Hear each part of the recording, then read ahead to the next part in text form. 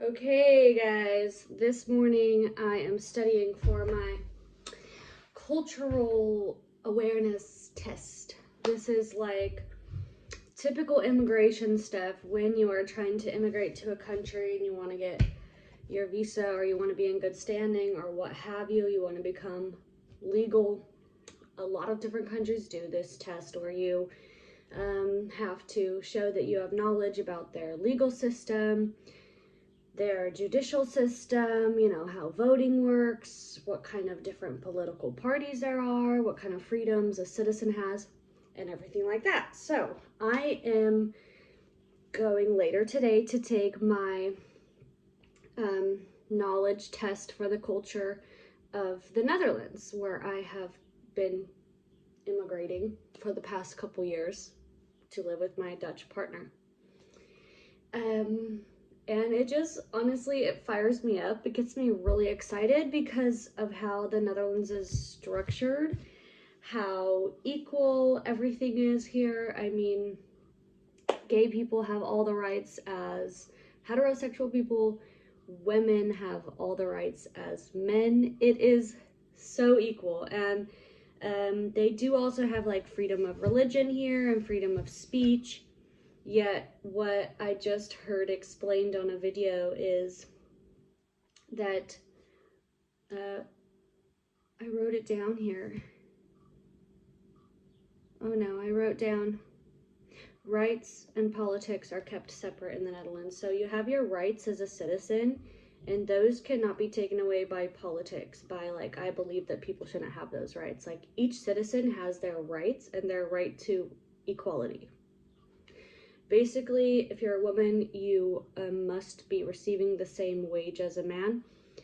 If you are gay or living in a heterosexual, homosexual relationship, you have all the rights to everything that a heterosexual person would have. So everything, getting married with your partner, having a retirement account with your partner, all those rights you have.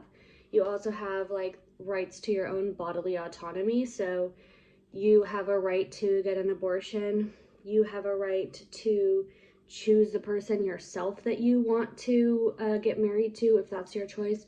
You have the right to wear whatever clothing you want on the street, point blank period. You have the right to choose to die too, actually. Like, if you have a disease that is not curable, you can seek out a doctor, make an appointment, and choose the day that you're going to pass away. That's what this video that I just watched and just recorded says. And what I love about the Netherlands is that you have the right to believe in any god or afterlife or spiritual belief that you want, but those beliefs do not get to come above the rights of a citizen. So, for example, remember what I just said, that you're allowed to marry anybody who you choose to marry if you want to marry that person, or if you choose to get married. Some religions, the dad is supposed to choose for the daughter who she's going to marry.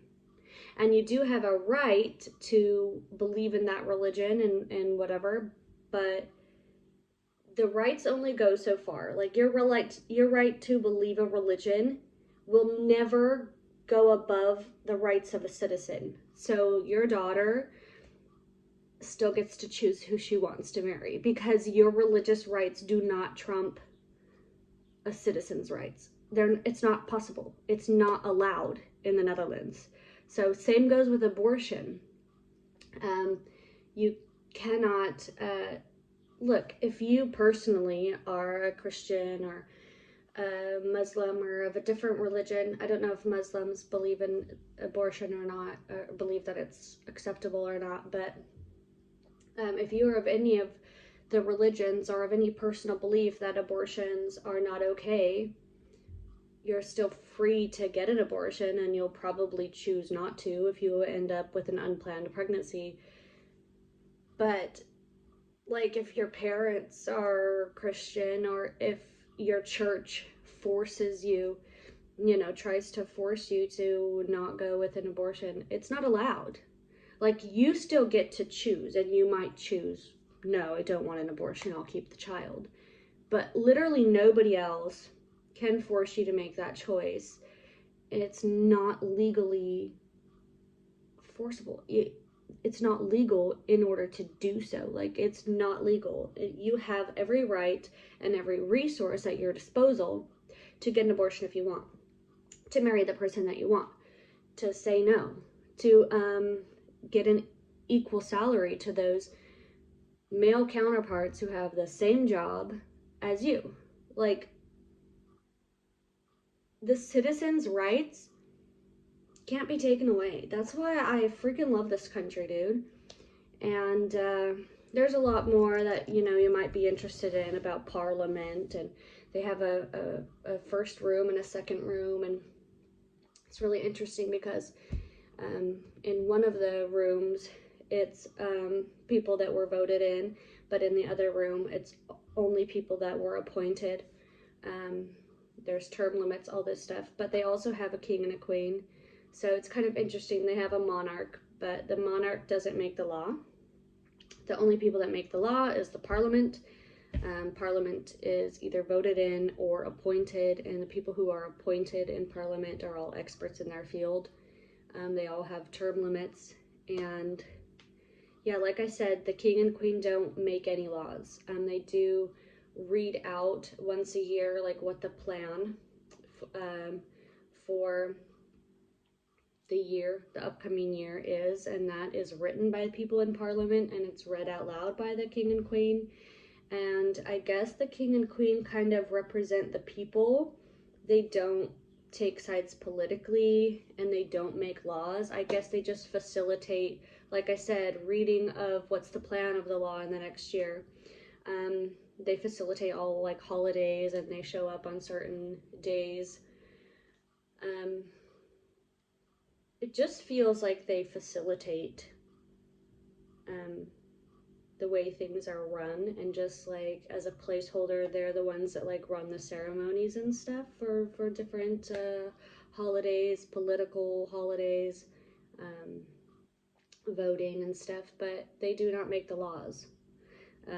Only Parliament can do that, and the government. This is really interesting. It's really cool. After I complete all my tests in the States, I would really love to hear from somebody who has immigrated to the US, maybe from Mexico or from a different country, maybe from Canada. I don't know if the rules change depending on where you come from.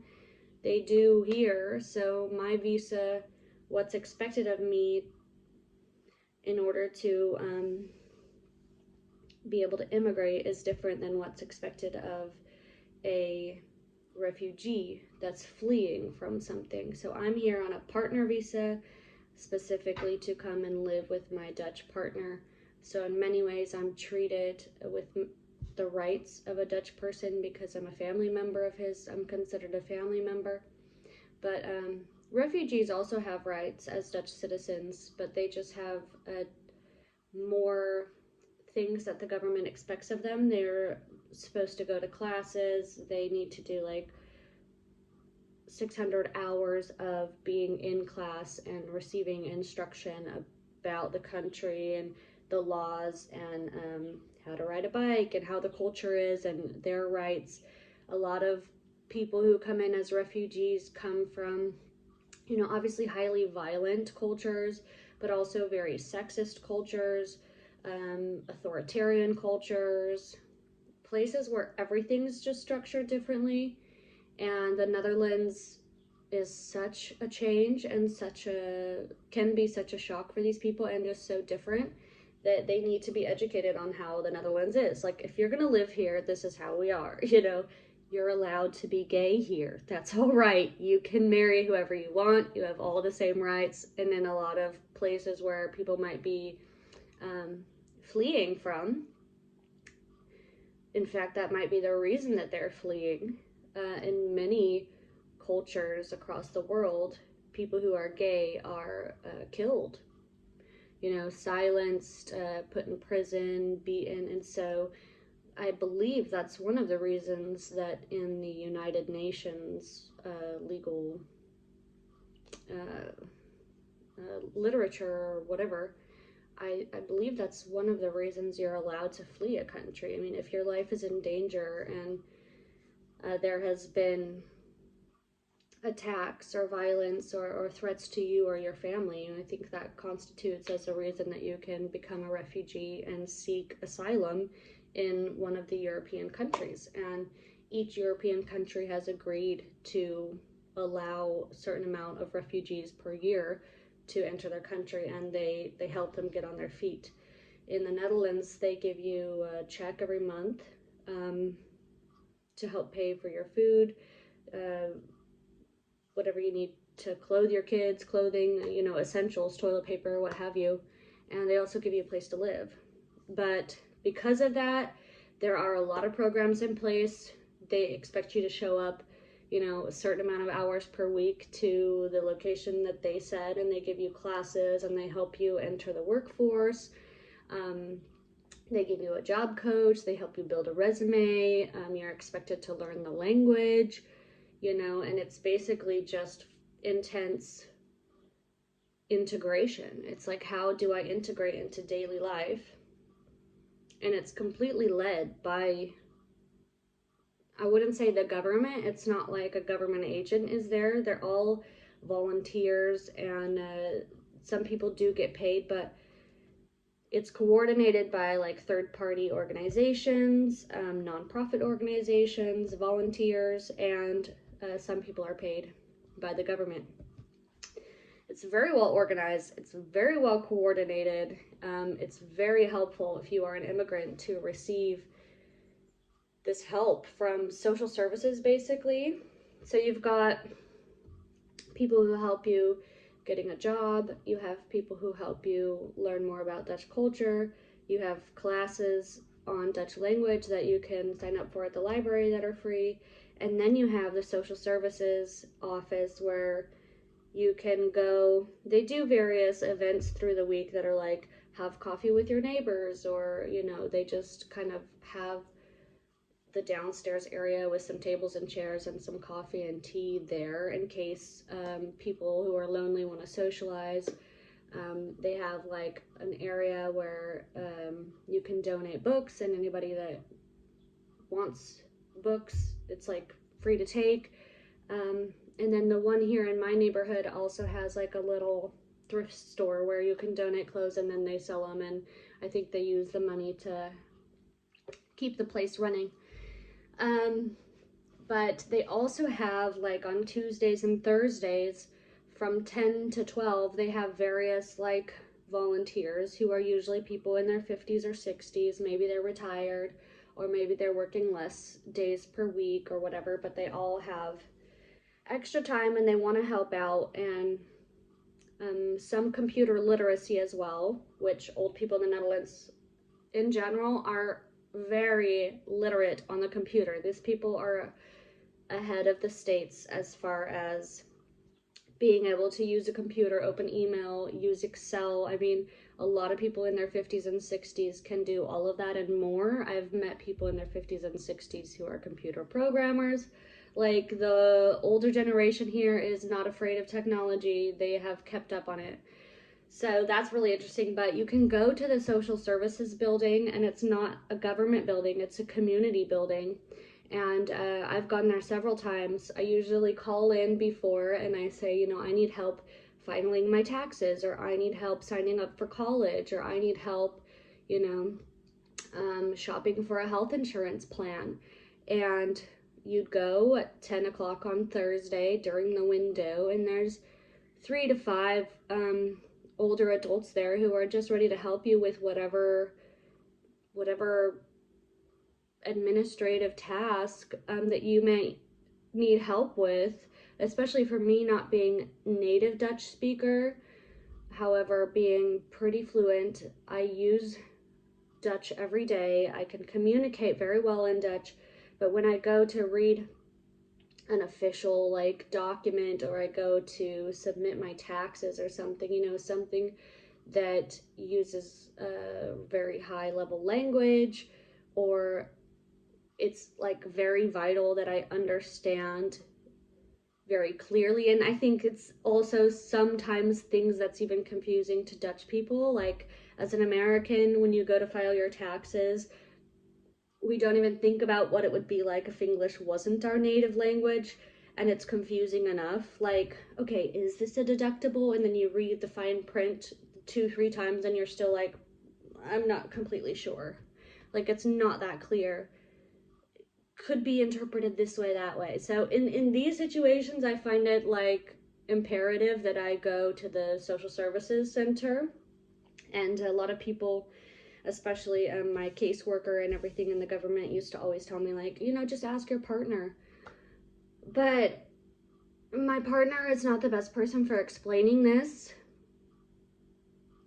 With his health insurance, he's been doing it for 10 years and it's already like set up. He doesn't have to set up a new account. Like, he probably did that when he was 17 or 18 or 19, or his mom probably helped him do that, or he probably was already in the system. Like, setting up a new health insurance policy as a person who's never been in the system is not necessarily something he knows about, or have the patience to do it after work and explain to me in a way that, one, I don't find offense with, because it sounds like he's talking down to me, whether that's perceived by me or in reality, no one's to say.